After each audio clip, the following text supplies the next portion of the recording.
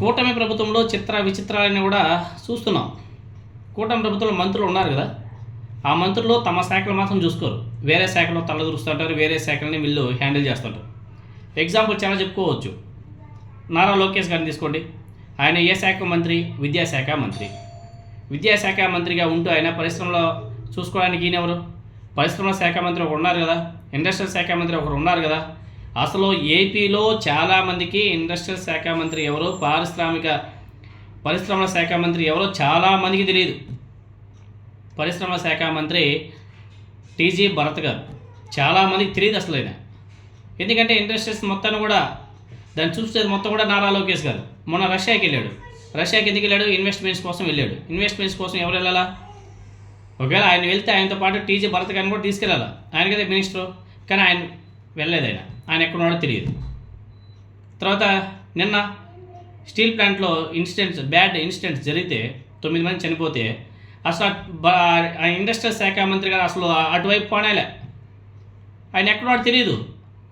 అక్కడ కూడా నారా లోకేష్ గారు ముందుకెళ్ళిపోయారు. ఇంకా హోంమంత్రి అనితా మేడం గారు, ఆమె శాఖ గురించి ఆమెకు అసలు పూర్తి తెలిసినో తెలియదో మనకైతే తెలియదు. ఆమె అన్ని శాఖల గురించి మాట్లాడుతూ ఉంటుంది. ఇంకా పవన్ కళ్యాణ్ గారు, ఆయన యాక్చువల్గా పర్యావరణ శాఖ మంత్రి. అది కాకుండా ఆయన లా అండ్ ఆర్డర్లో దూరిపోతాడు, అన్నింటిలో దూరిపోతుంటాడు. అదే చెప్పేది, వాళ్ళ డ్యూటీలు వాళ్ళు చేయరు. విశాఖ స్టీల్ ప్లాంట్ దుర్ఘటన తీవ్రంగా కలిచివేసింది. 9 మంది ప్రాణాలు కోల్పోవడం, చాలామంది తీవ్రంగా గాయపడడం అత్యంత దురదృష్టకరం. ఈరోజు జగన్మోహన్ రెడ్డి గారు కూడా వెళ్ళి పరామర్శించడం జరిగింది.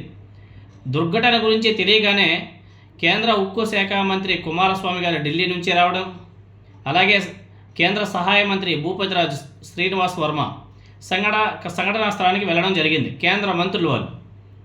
వీటిలో కేంద్ర ఉక్కు శాఖ సహాయ మంత్రి వర్మ గారు అయితే ఆంధ్రప్రదేశ్కి చెందినటువంటి బీజేపీ ఎంపీ. సో ఆయన అయితే తొందరగా వెళ్ళిపోయింటాడు. అందుకే విశాఖలో ఆయన గంటల తరబడి ఉంటూ సహాయక చర్యలను పర్యవేక్షించాడు దగ్గరుండి. అదేవిధంగా విశాఖపట్నంలో పర్యటించినటువంటి వారిలో deputy chief minister Pawan Kalyan ఉన్నాడు, విద్యా ఐటీ శాఖ మంత్రి నారా లోకేష్ ఉన్నాడు, హోంమంత్రి మంగళపూడి అనిత గారు ఉన్నారు, అదేవిధంగా పౌర సరఫరాల శాఖ మంత్రి నాదెండ్ల మనోహర్ కూడా ఉన్నాడు. ఎవరో పౌర సరఫరాల శాఖ మంత్రి ఆయన కూడా ఉన్నాడు. కానీ విశాఖ స్టీల్ ప్లాంట్ని ఏపీ పరిశ్రమల శాఖ మంత్రి సందర్శించినట్లు ఎక్కడా కానీ సమాచారమే లేదు. ఎక్కడ కానీ ఫొటోస్ కనిపించట్లేదు, ఎక్కడ కానీ వీడియోస్ కూడా కనిపించట్లేదు. ఏపీలో పరిశ్రమలు, వాణిజ్యం, ఆహార శుద్ధి శాఖ మంత్రిగా టీజీ భరత్ గారు బాధ్యతలు నిర్వహిస్తున్నాడు. మీకు అందరికీ తెలుసా? చాలామందికి తెలియదు. తన రాష్ట్రంలోని విశాఖ ఉక్కు పరిశ్రమలో భారీ దుర్ఘటన జరిగిన కీలకమైనటువంటి పరిశ్రమల శాఖకు సంబంధించినటువంటి టీజీ భరత్ గారు వెళ్ళకపోవడం అర్థమే కాదు.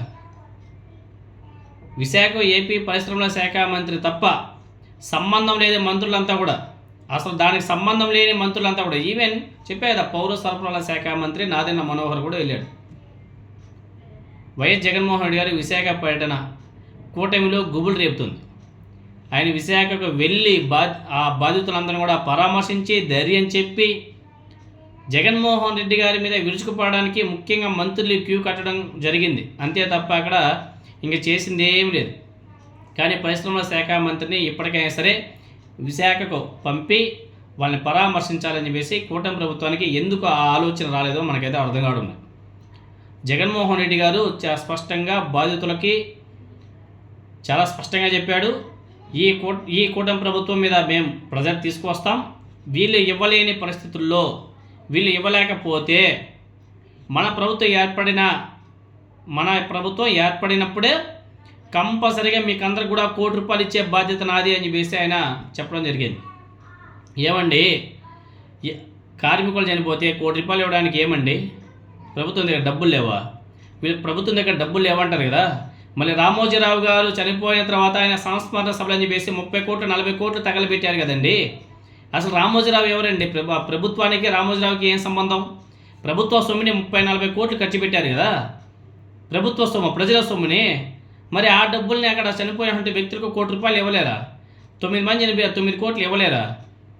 9 కోట్లు ఇవ్వలేరా?